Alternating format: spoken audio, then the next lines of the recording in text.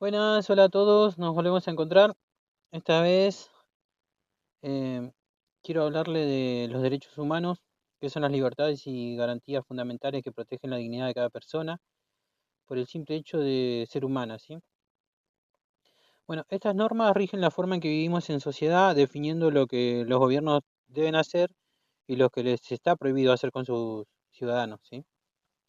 Desde que aparecieron las grandes revoluciones liberales de los siglos XVIII y XIX, la idea de los derechos humanos se fue convirtiendo en una piedra angular de las leyes y los tratados internacionales, ¿sí?, que forman hoy el bloque de constitucionalidad.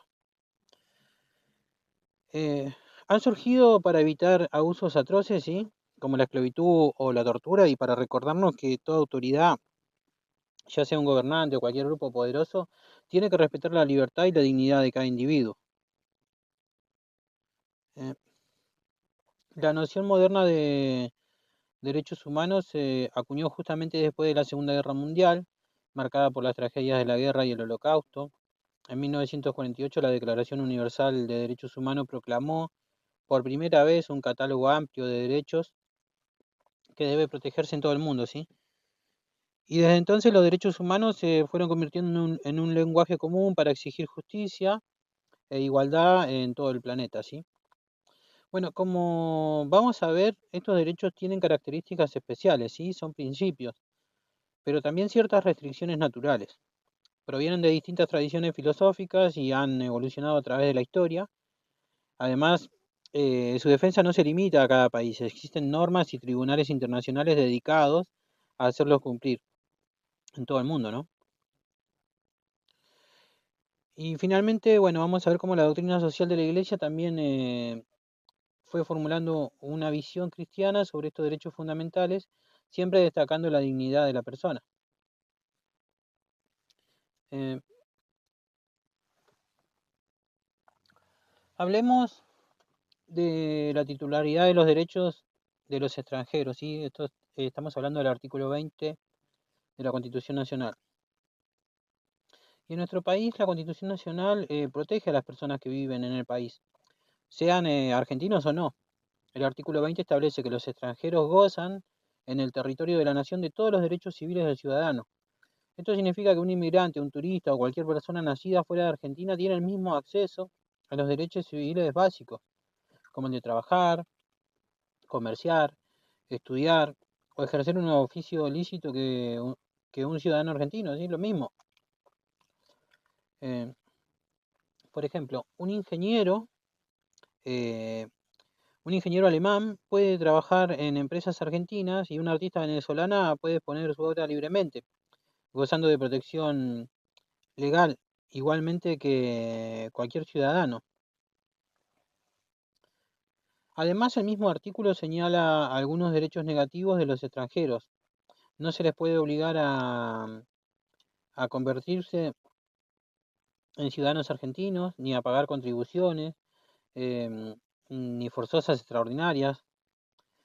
Tampoco están obligados a prestar servicio militar, salvo que ellos lo soliciten, durante los primeros 10 años de residencia antes de pedir la ciudadanía.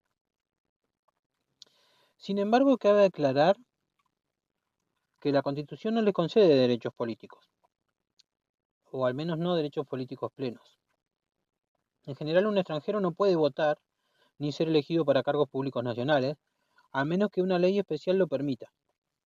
En síntesis, los extranjeros en Argentina cuentan con iguales derechos civiles de propiedad, trabajo, comercio, libertad religiosa, etcétera, aunque conservan ciertas diferencias, por ejemplo, en el ejercicio de funciones públicas, inherentes a su calidad de no ciudadanos.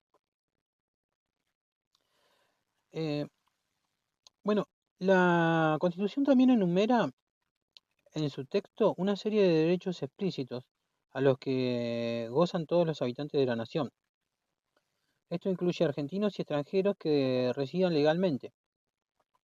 El artículo 14, por ejemplo, reconoce derechos clásicos de las sociedades democráticas: el derecho a trabajar y a ejercer cualquier industria lícita, a comerciar, a navegar, así como el derecho de peticionar ante las autoridades y a entrar, permanecer o salir libremente del país.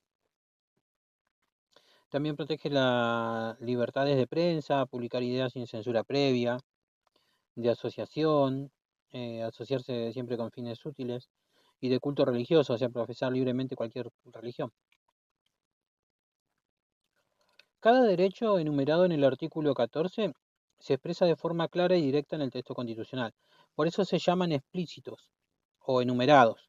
Por ejemplo, el derecho a la educación, recogido ahí como de enseñar y aprender, significa que cualquier persona tiene el derecho de recibir instrucción escolar y de impartirla siempre dentro del marco de la ley. Como se ve, estos derechos explícitos son los pilares de la convivencia social, garantizan libertades civiles básicas y orden público. En la práctica esto implica que el Estado no puede eliminar estos derechos sin modificar la Constitución y que tiene que garantizar su ejercicio conforme a las leyes correspondientes. Eh, bueno, existen también derechos que no están escritos palabra por palabra en la Constitución, pero que se consideran inherentes a la misma. Se le llama a esto derechos implícitos o no enumerados. El artículo 33 de la Constitución lo señala expresamente. Dice que las garantías y derechos que enumera la Constitución no serán entendidos como negación de otros derechos y garantías no enumerados. Esto significa que el listado de derechos en la Constitución es abierto. Reconocer uno no significa negar otros. En la práctica, los derechos implícitos se deducen por interpretación lógica del texto constitucional, claro, ¿no? Y de los principios generales. Por ejemplo, aunque la palabra vida no aparezca en ese artículo 14, se considera que el derecho a la vida es implícito porque toda interpretación de la Constitución debe velar por la vida humana y la dignidad. De hecho, la doctrina constitucional suele admitir que el derecho a la vida, a la dignidad humana y a la verdad, entre otros, son derechos implícitos en nuestro sistema, ¿sí? También se habla de derechos conexos.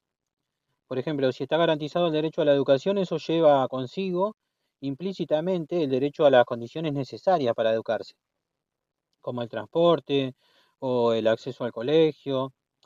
Bueno, de esa forma, aunque no estén escritos en el papel, los derechos implícitos son reconocidos como parte de la garantía constitucional, gracias al artículo 33. En términos generales, los derechos humanos se pueden definir como normas o reglas que reconocen y protegen la dignidad de todas las personas, sin importar su origen o condición. Estas normas establecen límites al poder. Por un lado, mandan a los gobiernos a garantizar ciertos bienes, salud, educación, justicia, etc. Y por el otro, les impiden violentar la integridad de las personas, como explica UNICEF. Son derechos universales e inalienables. Universales porque en todo el mundo todas las personas, simplemente por el hecho de ser humanos, los tienen. Y nadie puede voluntariamente renunciar a sus derechos, ni otro arrebatárselos. Estos derechos humanos, además, orientan tanto la vida en sociedad como la relación entre el ciudadano y el Estado. La función principal de los derechos humanos es servir de freno al abuso del poder y garantizar que cada persona pueda desarrollarse plenamente. Están pensados para proteger los aspectos básicos de nuestra libertad e integridad, de modo que ni el Estado ni ningún particular con poder deje de respetarlos.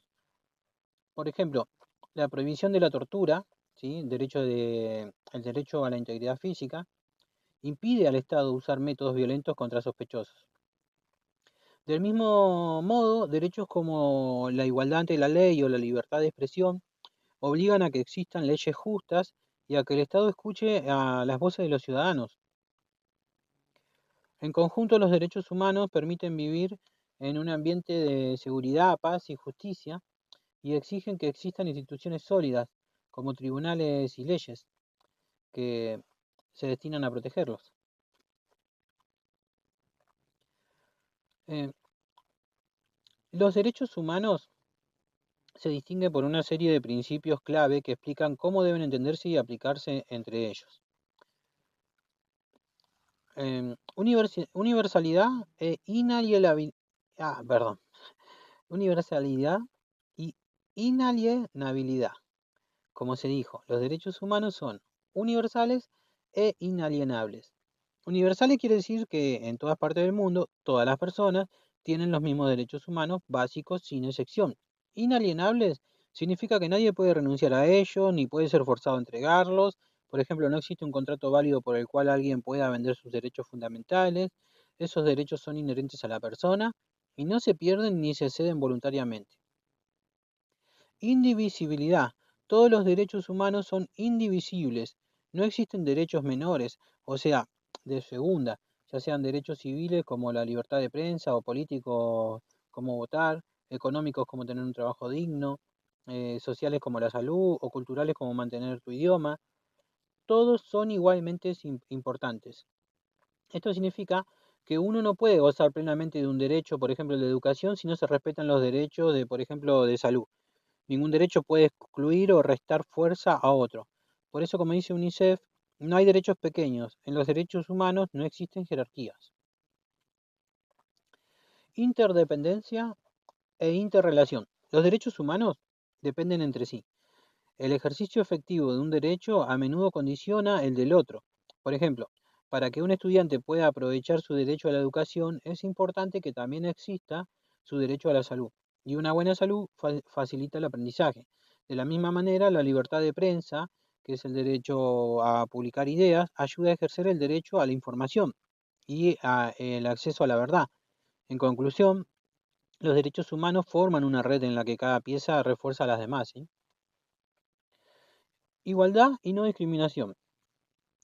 Todos los seres humanos son iguales en dignidad y derechos. Por ello, no puede haber discriminación de ningún tipo en el disfrute de los derechos, ni por raza, sexo, religión, idioma, nacionalidad, posición económica, orientación sexual, ni por ninguna otra condición. En otras palabras, el disfrute de los derechos humanos tiene que ser igualitario. Y esto implica que el Estado tiene que proteger especialmente a los grupos vulnerables, por ejemplo, las minorías étnicas, las personas con discapacidad o las mujeres frente a tratamientos desiguales. La no discriminación asegura que el reconocimiento de un derecho sea para todas las personas por igual. Participación e inclusión. Todo individuo y todos los pueblos tienen derecho a participar y contribuir en el desarrollo de la sociedad. Esto significa que las personas deben poder expresar sus ideas, opinar en decisiones colectivas y ser escuchadas por sus gobiernos. Por ejemplo, la participación política, que es de votar, de peticionar, y la participación cultural, preservar tradiciones locales, son formas de hacer efectivos otros derechos. Cuando los ciudadanos participan activamente en la vida política, económica y social, se fortalece la protección de todos los derechos, ¿sí? Rendición de cuentas y Estado de Derecho. En un Estado de Derecho, los gobiernos y funcionarios tienen que obedecer las normas de derechos humanos. Si alguien viola estos derechos por acción u omisión, las personas tienen derecho a acudir a tribunales para reparar la injusticia. Esto significa que los estados e instituciones que son públicas están obligados a respetar las leyes y tratados de derechos humanos, y que si no lo hacen, los afectados pueden demandar una solución legal. Por ejemplo, si la policía comete un abuso como detenciones arbitrarias, la víctima puede exigir ante los jueces el respeto de su libertad y una compensación, por supuesto. En conjunto, este principio implica que nadie está por encima de la ley y ni siquiera el poder gubernamental. Bueno, aunque parecen absolutos, eh, los derechos humanos no son ilimitados. Su ejercicio puede ser restringido por necesidades de convivencia y por los derechos también de otras personas. Decimos que existen limitaciones o restricciones al ejercerlos. Por ejemplo, nadie puede gritar fuego en un teatro lleno si no lo hay, porque con esa falsa alarma violaría el derecho a la seguridad de los demás espectadores, ¿sí? De modo similar, el derecho a la propiedad privada no permite usarla de forma que dañe la salud pública, como por ejemplo almacenar materiales tóxicos en un barrio, em, o no sé, incendiar la casa y que los restos caigan en la del vecino, eh, etcétera. En resumen, los derechos humanos pueden encontrarse con límites derivados del respeto al prójimo, la seguridad general o el bien común. Estas limitaciones se clasifican de varias formas. Una distinción útil es según las circunstancias en que actúan. Las limitaciones ordinarias son las que operan siempre, en cualquier momento normal. Por ejemplo, en condiciones normales la libertad de tránsito existe, pero puede limitarse por normas de tránsito y seguridad pública. Pasar semáforo en rojo o armar disturbios está prohibido y así se limita ese derecho. Estas restricciones son regulares, se reflejan la regla general de convivencia y se aplican tanto en paz como fuera de crisis, ¿sí? Las limitaciones extraordinarias ocurren solo en situaciones excepcionales y de emergencia, guerra, catástrofe, pandemia grave. En esos casos se pueden suspender o acotar algunos derechos para preservar la sociedad en el momento crítico. Por ejemplo, ante una invasión extranjera, un gobierno puede limitar la circulación de personas o imponer toques de queda, privando temporalmente del derecho a circular libremente para proteger al conjunto de la población. Sin embargo, la Convención Americana de Derechos Humanos señala que aún en emergencia todos los derechos tienen que respetarse, a menos que circunstancias muy especiales justifiquen la suspensión de algunos, en tanto que otros nunca pueden ser suspendidos. Esto significa que hay derechos como la prohibición de la esclavitud o la tortura que jamás se van a derogar, incluso en guerras o en crisis graves. Otra forma de clasificar las limitaciones es por su origen, ¿sí? Por respeto a otros derechos. El ejercicio de un derecho no puede dañar el de otros. Por ejemplo, mi derecho a la libertad de expresión termina cuando empiezo a difamar o a calumniar a alguien, porque entonces quiebro su derecho a la honra. Estas limitaciones nacen implícitamente de la naturaleza de la misma de los derechos humanos. El artículo 32.2 de la Convención Americana lo resume bien al decir que los derechos de cada persona están limitados por los derechos de los demás, por la seguridad de todos y por las justas exigencias del bien común. Eh, De origen material o fáctico, bueno, a veces las limitaciones no vienen de una ley, sino de la realidad económica o tecnológica.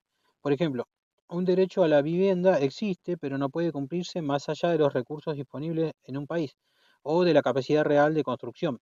Lo mismo pasa con derechos sociales, culturales o económicos. La garantía plena depende de los recursos del Estado. Estas limitaciones reflejan las reales posibilidades materiales, por eso también se llaman económicas o logísticas de cada sociedad, ¿sí?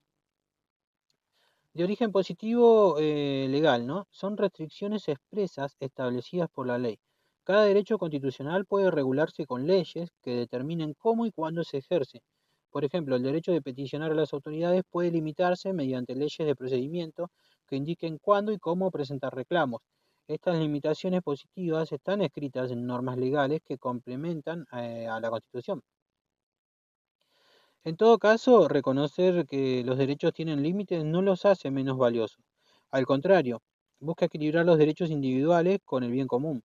Como explica el derecho constitucional, el hecho de que un derecho pueda restringirse en ciertas situaciones no minimiza su importancia, sino que simplemente armoniza la libertad individual con la vida en sociedad. Bueno, eh, hablando de los fundamentos filosóficos y teóricos de los derechos humanos, la pregunta de por qué existen los derechos humanos o su justificación última fue generando muchas teorías a lo largo del tiempo y tradicionalmente se propusieron varios fundamentos. El naturalismo, que es el naturalismo jurídico, sostiene que los derechos humanos provienen de la naturaleza del ser humano o de un orden moral universal. Hay autores clásicos como Santo Tomás de Aquino o John Locke que creían que los derechos existen por la sola condición de ser humanos y que están fundamentados en una ley natural o en Dios. Según esta visión, el derecho a la vida o a la libertad son anteriores al Estado. El papel del Estado es reconocerlos, no crearlos. Por ejemplo, Locke planteó que los hombres tienen derechos naturales a la vida, a la libertad y la propiedad que el Estado tiene que proteger. El just positivismo, dice para los positivistas, ¿no? Como Hans, Kelsen, Hart, el único derecho auténtico es el derecho que está escrito y reconocido por el poder legislativo y el ordenamiento jurídico. En esta visión, los derechos humanos naturales no tienen valor legal intrínseco, hasta que el Estado los incorpora en leyes o constituciones de hecho. A lo largo del siglo XIX, el pensamiento positivista se impuso en Europa y América, y ello fue motivando la positivización de los derechos humanos en las constituciones, convirtiéndolos en derechos públicos subjetivos. En otras palabras, los derechos solo adquieren fuerza jurídica plena cuando aparecen expresamente en las normas de los estados. Kelsen incluso había definido los derechos en términos de capacidad que el individuo tiene de exigir al Estado un comportamiento determinado conforme a la ley. En cuanto a las teorías sociológicas, bueno, hay corrientes que ven como los derechos humanos como producto de la sociedad y la historia, más que de un fundamento moral. Por ejemplo, David Hume argumentaba que las normas morales, y por ende los derechos, surgen de los sentimientos y convenciones sociales, no de la razón pura. Esto implica que los derechos humanos evolucionan con la sociedad y las necesidades del ser humano. Max Weber y otras teorías sociales fueron destacando el papel de los procesos históricos y políticos según el enfoque weberiano. Los derechos surgen cuando la sociedad industrial moderna crea un estado de derecho racional legal. En esta línea, los derechos se comprenden como normas consensuadas entre individuos o como límites que la sociedad impone al poder.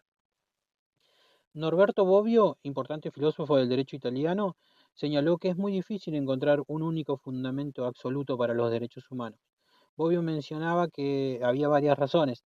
No existe un concepto único y claro de derechos humanos. Fueron cambiando mucho con el tiempo y en diferentes culturas. Y a veces distintos derechos pueden entrar en conflicto. Por ejemplo, la libertad de expresión contra el derecho al honor. Bueno, para él lo esencial no era tanto fundamentar teóricamente cada derecho, sino asegurar su defensa práctica.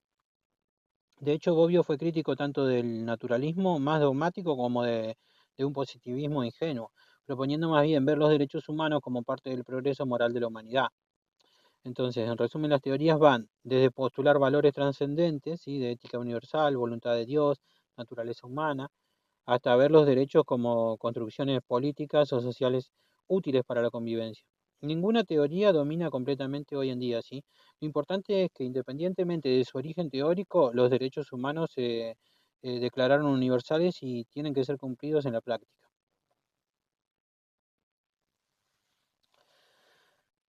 Bueno, la idea moderna de derechos humanos se fue gestando a lo largo de la historia, ¿sí?, aunque con etapas muy diferentes. Vamos a hablar de esto como la evolución de los derechos humanos, ¿sí?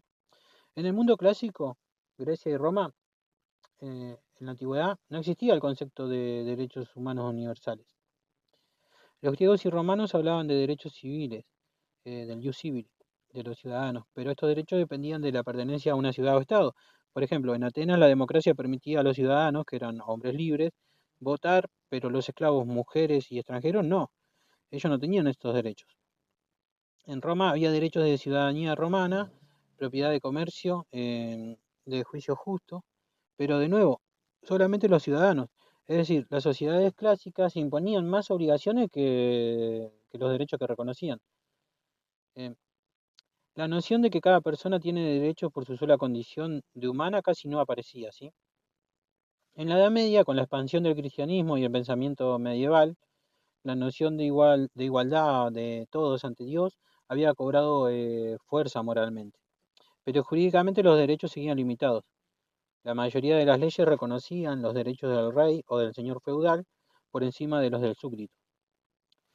Ciertas doctrinas de la Iglesia, como la doctrina social, hablaban ya de dignidad humana y deberes hacia los pobres, pero todavía era un periodo donde primaba el orden jerárquico. De igual manera, cabe mencionar que filósofos como Tomás de Aquino habían retomado la idea de la ley natural, sentando las bases para más adelante reconocer derechos universales basados en la naturaleza humana. En el Renacimiento e Ilustración, durante los siglos XVII y XVIII, surgió un cambio radical gracias a pensadores como Locke, Montesquieu, Rousseau y Kant. Ellos defendieron la idea de derechos naturales como la vida, la libertad y la propiedad, que todo individuo posee por naturaleza. Ese pensamiento inspiró las grandes revoluciones burguesas de la época. La Revolución Inglesa del siglo XVII, la independencia de las 13 colonias de 1776 en Estados Unidos y la Revolución Francesa de 1789. Cada una proclamó declaraciones de derechos. Así nacieron la Declaración de Derechos del Hombre y del Ciudadano francesa y la Declaración de Independencia de Estados Unidos. Esos textos influyeron directamente en el desarrollo de las constituciones modernas. En estos todavía afirmaban que por primera vez valores democráticos universales como la igualdad ante la ley, la separación de poderes y la protección contra la tiranía. En ese sentido, como señala la historia de los derechos humanos, esas revoluciones recopilaron la idea de derechos humanos en leyes concretas, fueron recogidos en las leyes, positiv- la positivización, a raíz de las revoluciones burguesas de los siglos XVII y XVIII. En el siglo XIX, muchas de las nuevas constituciones, incluyendo la de nosotros de 1853, incorporaron explícitamente derechos individuales. Y con el tiempo también se incorporaron los derechos sociales, lo de salud o educación. En nuestro país, la Constitución de 1853, reformada en el 60, incluyó en el artículo 14 varios derechos fundamentales, ¿sí? Trabajo, propiedad, libertad, libertad de culto. Y más tarde se agregaron otros. Por ejemplo, el artículo 14 bis de 1957 reconoció los derechos laborales. Este proceso reflejaba la influencia del positivismo, la idea de que los derechos se concretan al ser escritos en la Constitución y las leyes. De forma que para asegurar legalmente cada derecho humano se decía que debía convertirse en derecho público subjetivo, título que una persona puede hacer valer ante un tribunal. Así la población pasó a tener no solo garantías morales que no estaban escritas, a gozar de derechos garantizados por ley. En el siglo XX y después de la guerra, bueno, las dos guerras mundiales y las crisis del siglo XX reforzaron el valor de los derechos humanos tras el horror del Holocausto y otras atrocidades durante la Segunda Guerra Mundial. La comunidad internacional se comprometió a proteger los derechos básicos de todas las personas. En 1948 se adoptó la Declaración Universal de Derechos Humanos, ¿sí? La Asamblea de la ONU de París, el 10 de diciembre de 1948. Esta declaración, con 30 artículos, estableció por primera vez un estándar global de derechos mínimos, de vida, libertad, refugio, educación, etc., al que todos los países tenían que aspirar. Como destaca la historia, la declaración fue resultado de años de debate y de una búsqueda colectiva para que nunca se repitieran las injusticias recientes. Y desde entonces el discurso sobre los derechos humanos fueron creciendo, influenciando leyes e instituciones en todo el mundo. Así que, en síntesis, la evolución histórica muestra un paso de derechos exclusivos de los ciudadanos en las monarquías a derechos universales de todas las personas reconocidos globalmente. Bueno, hay que decir también que en el siglo XIX tuvo lugar el proceso de positivización, ¿sí? Que es el paso de la idea de derechos naturales a su incorporación en las constituciones y las leyes. En nuestro país, por ejemplo, nuestras constituciones provinciales y la nacional de 1853 empezaron a incorporar derechos al texto legal. Estos derechos pasaron a ser derechos públicos subjetivos en la teoría positivista de aquella época, es decir, facultades garantizadas por el Estado que el individuo puede reclamar ante un juez. Este cambio estuvo influido por el auge del positivismo jurídico que negaba la obligatoriedad del derecho natural por sí solo y solo reconocía como jurídicamente válidos a los derechos expresamente escritos. Y de esa forma se impulsó a que los derechos fundamentales, por ejemplo, a la propiedad, a la prensa o el voto de algunos sectores, se plasmaran en las constituciones occidentales. Así el derecho positivo constitucional y legal se convirtió en el mecanismo para protegerlos. Como resultado, los derechos humanos dejaron de ser meras ideas filosóficas para transformarse en normas vinculantes. Cada país comenzó a promulgar constituciones donde se explicitaban y garantizaban derechos a sus ciudadanos. En nuestro país, además de los derechos originales de 1853, nosotros reformamos nuestra constitución para incluir nuevos derechos, como el derecho a la huelga o a la salud, siempre en el espíritu de ampliar la protección jurídica. Por otro lado, el fracaso de los regímenes totalitarios de principios del siglo XX, hablamos del fascismo, nazismo, comunismo de partido único, provocó un resurgimiento del naturalismo. Filósofos como Kelsen, Herbert y Hart y otros retomaron la reflexión sobre los fundamentos de los derechos y la ley. Esto enriqueció la discusión teórica. Mientras algunos defendían que los derechos públicos objetivos pertenecen al Estado, otros insistían en que al menos ciertos derechos naturales subsisten hasta que se restringen expresamente. En cualquier caso, el balance fue que hoy entendemos los derechos humanos como normas constitucionales positivizadas que, sin embargo, se apoyan en valores éticos generales, dignidad, justicia, etc. Bueno, La Segunda Guerra Mundial, que fue de 1939 a 1945, dejó una cicatriz profunda en la conciencia mundial, ¿sí? El holocausto, el genocidio de 6 millones de judíos por el régimen nazi, así como otros crímenes de guerra, masacres de civiles, experimentos atroces, campos de concentración, etcétera. Mostraron hasta dónde se podía llegar con el abuso del poder, sin límites morales ni legales. Esta experiencia nos dejó que la necesidad de un compromiso global para evitar semejantes horrores, ¿no? Como resultado, bueno, ya en 1945 se creó la Organización de las Naciones Unidas, la ONU, con el mandato de promover la paz y los derechos humanos, y pocos años después se redactó la Declaración Universal de los Derechos Humanos. El 10 de diciembre de 1948, la Asamblea General de la ONU, reunida en París, proclamó la Declaración Universal de los Derechos Humanos, un documento con 30 artículos que afirmaba derechos fundamentales como la vida, la libertad, la educación, la libertad de expresión, la igualdad ante la ley, entre otros más. Ese texto, aunque no es un tratado vinculante por sí mismo, sirvió de modelo eh, inspirador para las leyes de todos los estados. En palabras sencillas, la Declaración Universal de Derechos Humanos pretendió fijar por primera vez un estándar común de dignidad humana, que todos los países tenían que respetar. Fue, en parte, un homenaje a las víctimas de la guerra y una promesa de que nunca más iban a pasar crímenes de esa magnitud.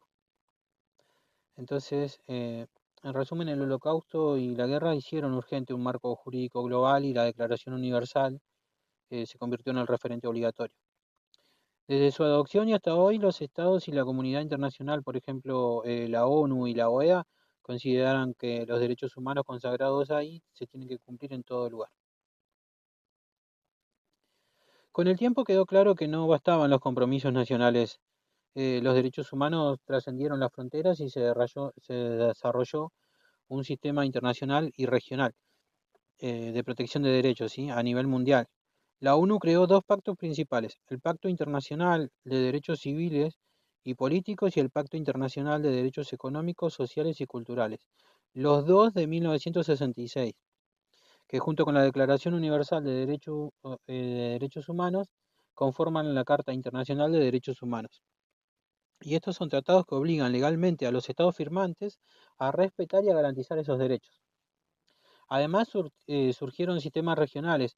En Europa existe el Convenio Europeo de Derechos Humanos, firmado en 1950, y un Tribunal Europeo en Estrasburgo que juzga violaciones. En América está la Convención Americana, el Pacto de San José de 1969, y la Corte Interamericana de Derechos Humanos en San José de Costa Rica. En África existe la Carta Africana de Derechos Humanos y de los Pueblos de 1981 y la Corte Africana en Arusha. Cada uno de estos sistemas tiene comisiones o tribunales que vigilan su cumplimiento. Por ejemplo, una persona que sufre una violación de derechos en su país puede acudir a la Corte Interamericana si su Estado reconoció su jurisdicción. La internalización significa que los derechos humanos se protegen más allá de las leyes internas de cada país.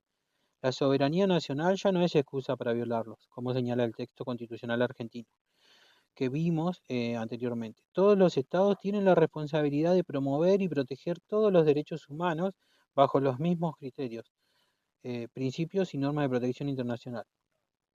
Y complementa el mismo documento, la protección no termina en los esfuerzos estatales, ya que existen sistemas regionales e internacionales de protección a los que todas personas tienen derecho a dirigirse. En la práctica, esto implica que, por ejemplo, un refugiado con miedo de no encontrar justicia puede buscar amparo en organismos internacionales o, en último caso, en juzgados supranacionales. También se crean mecanismos de cooperación como comité de expertos, enviados especiales y la labor de organizaciones no gubernamentales para apoyar el cumplimiento de estándares internacionales. Así, mediante tratados, declaraciones y protocolos, los derechos humanos se fueron convirtiendo en globales y vinculantes más allá de cada país. Eh, bueno, con respecto a la Iglesia, hay que decir que la Iglesia Católica, a través de su doctrina social, Fue reflexionando también sobre los derechos humanos, aunque desde un punto de vista moral y social religioso. Desde finales del siglo XIX la Iglesia comenzó a denunciar las graves situaciones de abuso y opresión que veían las sociedades industriales, la pobreza extrema, la explotación, negación de la dignidad humana, y enseñó que era necesario transformar esas estructuras injustas. En el Nuevo Testamento y en el Magisterio, la doctrina cristiana siempre fue afirmando que el hombre es imagen de Dios y por tanto su vida y su libertad tienen un valor sagrado. En términos prácticos, la Iglesia sostiene que los derechos humanos fundamentales, como la vida, la familia, el trabajo, la educación, están fundados en esa dignidad divina del ser humano.